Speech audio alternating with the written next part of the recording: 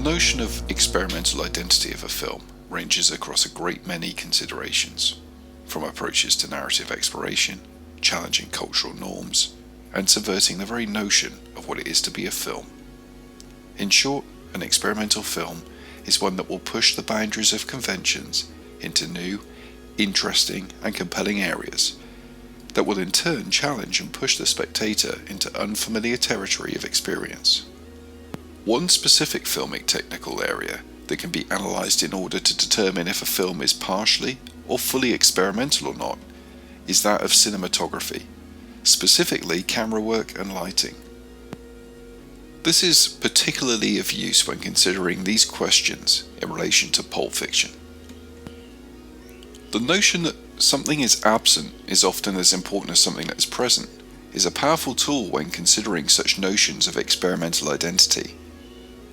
In direct regard to camera work, specifically framing and composition or range of shots, we observe in the opening scene that the range of shots is almost entirely limited to a wide two-shot and a pair of alternating medium close-ups of the introductory characters, Pumpkin and Honey Bunny.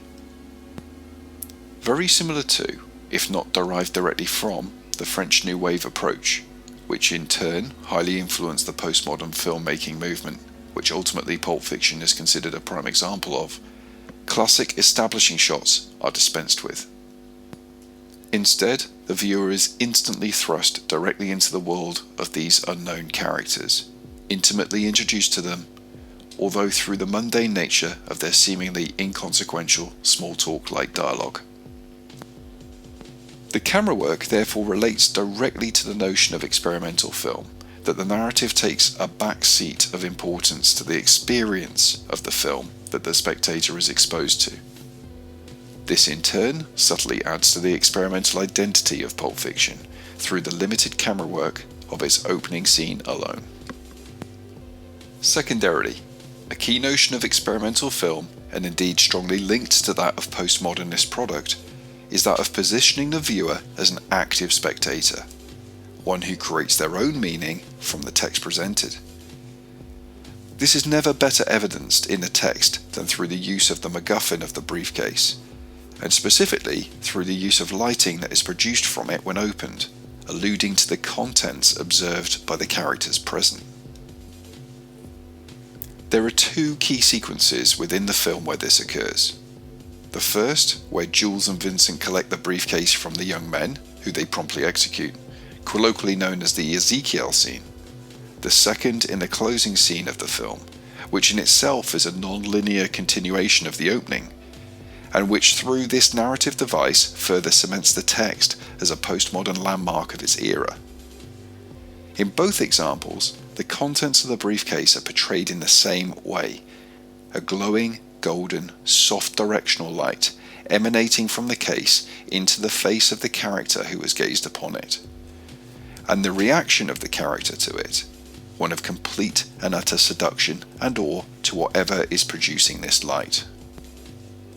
What is of note, and what directly relates to the experimental identity of this text, is that the camera working in conjunction with this lighting technique never frames the contents of the briefcase, only the reaction of the character in medium close-up. Therefore, the spectator is forced to create their own interpretation of the contents, be it drugs, gold, diamonds, or even potentially the oft-speculated soul of Marcellus Wallace. This technique, combining both camera work and lighting, repeated at key moments throughout the film, strongly aligns to the notion of experimental, as well as the notions of postmodernity, which in turn are linked strongly to the core identity of the film itself, not least in the mind of the spectator, even if only on a subconscious level. In conclusion, throughout the film, and through even only the technical prism of cinematography that is presented to us as viewers, this film aligns strongly to postmodern product, and embodies an undeniable experimental aesthetic that is core to its filmic and cultural identity.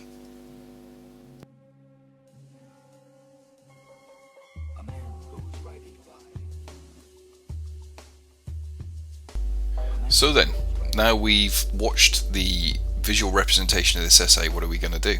well, this essay was written just like a student on the course would write, and I did it in exactly the same time limit, 30 minutes standard time, with no aids. Doesn't mean to say it's perfect by any stretch. So what I would personally do is what I've just done here. I'm going to chuck it into explain everything. I'm going to go and highlight through the things that I think are good. So in this case, I think the introduction was good and concise and shows that I'm a big brainy guy. I know what I'm talking about.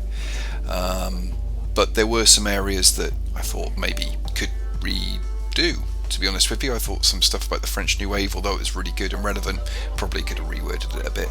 But I also really like the conclusion. I think the fact that it's in 3.5 lines is really strong and really good. So I'd actually share that with some other people, and I'd like them to see it. Nonetheless, it doesn't really matter what I think, it matters what the examiner thinks, and in this case, that could be my peers. So I wonder what they think. This essay will be linked to below in the comments, and the exact mark scheme will as well.